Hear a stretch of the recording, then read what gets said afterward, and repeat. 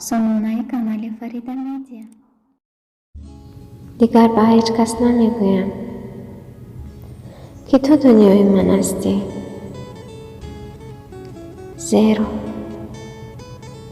به هر کسی این گپ را گفتم، مثل دنیا بی‌وفایی کرد و رفت. دلم گیره کمینم شو، چقدر سنگی منو مسخره کردی یا تو هر یک روز دو روز قهری سرم داد نزن عشق من، از شور درش نیار دیگه، زبونم لال ولی حرفات یه بوی بدی میده، دلم از سب دلم تنگه، الله وکیلی داغونم نباشی نمیشه باشم، نمیتونم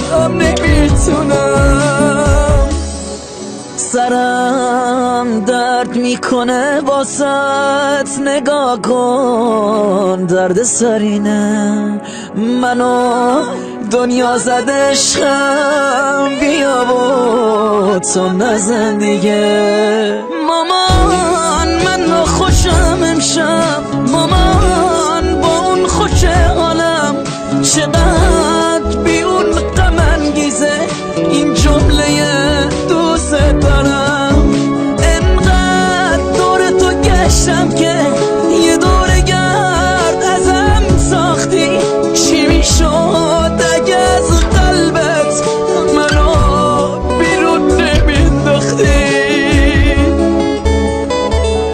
ترانه سرا محسن زمانی با صدای مجید علیپور.